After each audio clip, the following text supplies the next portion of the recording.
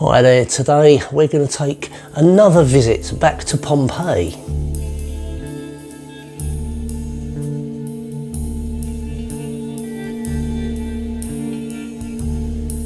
Hi there guys, hello and welcome back to my channel, or welcome if this is your first time. And if it is your first time, don't forget to hit that like, subscribe and tap the notification bell below. It really does help the channel grow. So today we're going to take a deep dive into a release that's historic as it is beautifully presented, and that is the new Japanese limited edition of Pink Floyd at Pompeii 1972. So this is a 2 CD and 1 Blu-ray deluxe set that not only revives the 1972 concert film but enhances it in ways that long-time fans and audiophiles alike will truly appreciate with this packaging and presentation. So let's break it down. From the historical significance of the film to the quality of this new release, the packaging, the musical performances and how this edition compares to previous ones. To understand why this release matters, let's go back to 1971. Pink Floyd was in a period of creative transition. They'd already laid down the groundwork for their progressive identity with albums like Medal, but the Dark Side of the Moon was still months away.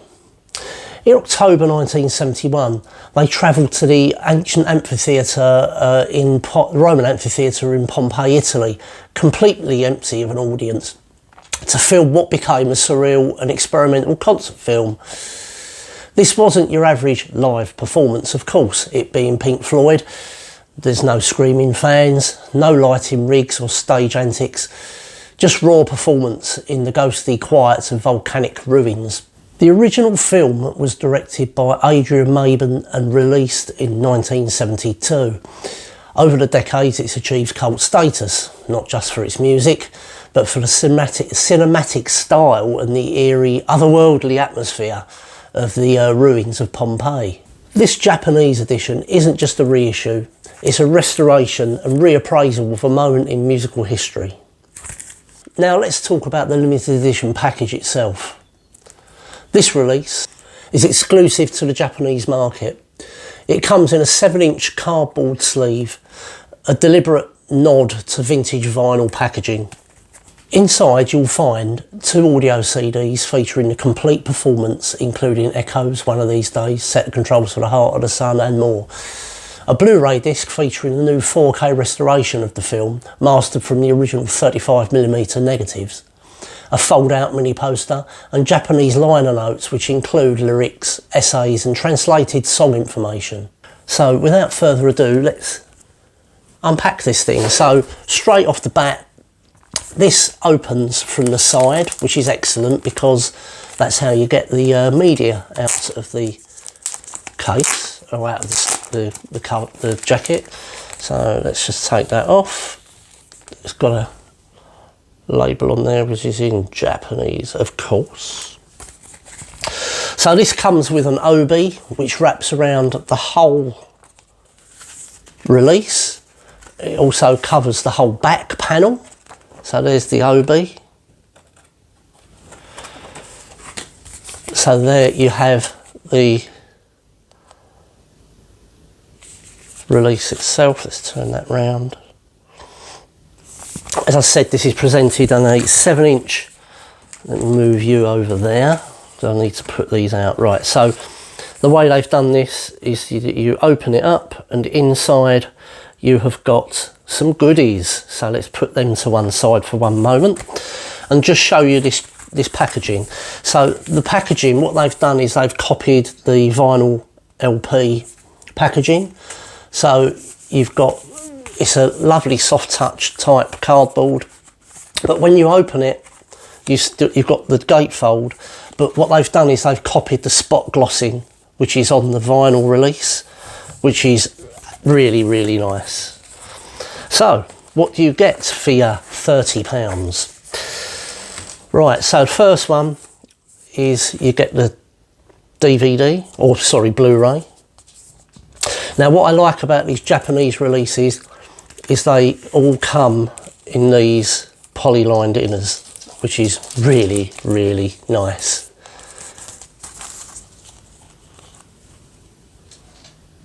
There's the Blu-ray.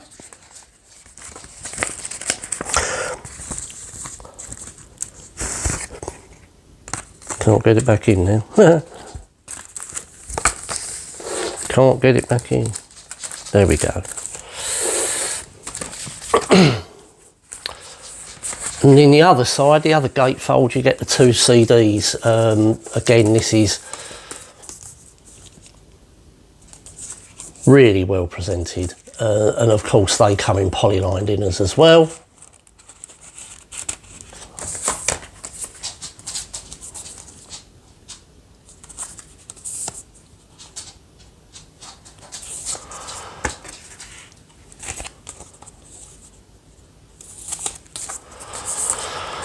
So what other goodies do you get? Right, so you get a booklet, obviously all in Japanese, which you're more than welcome to try and read. It's all in Japanese, but it's an appraisal of the album in Japanese. You get the booklet. I think this is a reproduction of what's in the vinyl version.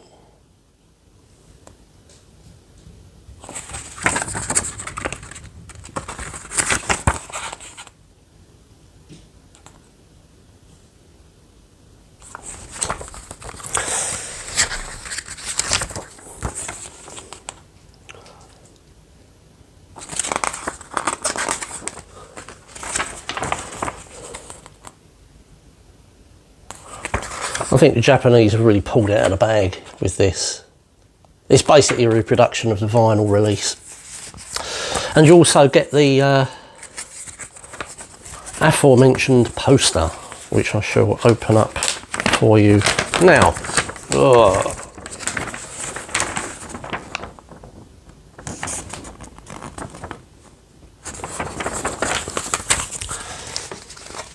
So that was it. Also worth mentioning, especially if you're in the UK, is that the Blu-ray included in this set is not region locked to region A, which is for Japan and the Far East. I've tested this on a standard region B or UK Blu-ray player and it plays perfectly. So that strongly suggests that the disc is region free, which is a huge plus for collectors and fans outside of Japan. No need for region modified player, just pop it in and enjoy the show. The highlight here is the new mix done by Stephen Wilson. The spatial clarity, low end punch and stereo separation are leagues above the old DVD or VHS versions. Here's what stands out sonically for me on this Blu-ray and CD release. Echoes, especially in part 1, has more defined layering. You can hear Wright's piano echo, Walter's bass pulses and Gilmour's slide work with newfound depth. One of these days hits harder with Mason's kick drum resonating like thunder through the speakers, and I've got a sub and it sounds absolutely gorgeous. The ambient mic placements give you a sense of the amphitheatre's acoustics. Reverb tails bounce naturally in the mix. It's not over polished though. The rawness of the original performance is preserved, which is in contradiction to the vinyl release which I reviewed the other week. And for those wondering, yes, it sounds great even in modest headphones or hi-fi setups. But if you've got a proper stereo system, it's revelatory. The 4K scan of the 35mm film stock removes years of degradation. Colours are richer, grain is more organic and detail is phenomenal. It's sharp and clean.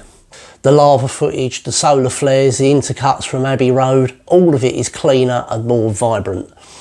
If you've only seen the older DVD editions, you're in for a visual upgrade. Gone are the washed out greys and murky shadows present in the old DVD and video VHS releases. So let's break down a few standout tracks off this and what I feel comes through on the DVD, on the Blu-ray and on the CD. Obviously, the whole thing centres around Echoes parts 1 and 2. This is the epic that bookends the film, a 23-minute masterpiece of psychedelia, melody and atmosphere. Gilmour and Wright are in complete musical dialogue here, weaving guitar, organ and vocals into a truly mesmerising experience on this release. The Seagull Scream guitar tones in the middle section now sound sharper and more three-dimensional than ever. It's a performance that feels alive, spacious, introspective and profoundly moving. Careful with that axe, Eugene, is next, and a dark, suspenseful build-up leads to Roger Waters' iconic Inhale scream. In this restored version, the quiet passages have a ghostly presence, and when that scream hits, it hits hard. It's Pink Floyd at their most haunting and cinematic. Set the controls for the Heart of the Sun. In this performance is a slow burn masterclass in psychedelic minimalism. Richard Wright's celestial keyboards blend perfectly with the gong and Waters' deliberate vocals. The camera lingers on the players, creating a hypnotic visual that matches the music's transcendent mood. On next to Saucer Full of Secrets. Now, this track is broken into distinct movements, from chaotic noise to spiritual resolution. The section known as Celestial Voices is stunning in this mix. Wright's organ swells and Gilmour's choir-like vocals sound like they're echoing through the stone walls of Pompeii itself. It's truly a remarkable remix. One of these days, this is the most aggressive performance in the set. The delayed bass riff charges forward. Mason's double-tracked drums have tremendous power. And Gilmour's slide cut guitar cuts through with laser-like precision. The tension builds until it erupts, short, sharp and satisfying. Do you need this release if you already own the DVD or earlier Blu-ray? A short answer is yes. If you're a collector or if sound and picture fidelity matter to you, the 2023 DVD was fine for its time, but it looks muddy now. The earlier years box had a better version but lacked standalone packaging and didn't feature the level of remastering. This edition, exclusive to Japan, is the most complete and best presented standalone version to date. Right, to sum it all up, this Japanese edition of Pink Floyd at Pompeii is a must-own for serious fans. It offers the best audio and video quality to date. The packaging is beautiful, with thoughtful extras. And crucially, for viewers in the UK and Europe, the Blu-ray is region free. No region lock, no extra hardware needed, just insert it into your standalone Region B player and enjoy. And before we go, it's giveaway time. I'm giving away my UK Blu-ray edition of Live at Pompeii to one lucky winner. All you have to do is answer this question. What is the connection between actress Naomi Watts and Pink Floyd? Leave your answer in the comments below. I'll pick a winner at random from the correct entries and announce it in a future video. But please note, this competition is only open to subscribers whose subscription status is set to visible. Only about 33% of my subscribers have made their subscription status public. If your status isn't public and visible, I won't be able to confirm you're subscribed and you won't be eligible to win. So sorry about that. So thanks so much for watching. If you've enjoyed this in-depth look, please give the video a thumbs up and don't forget to subscribe for more reviews of classic albums, remasters and music history. Drop your answer and any thoughts you have about this release in the comments below. I'll see you in the next video.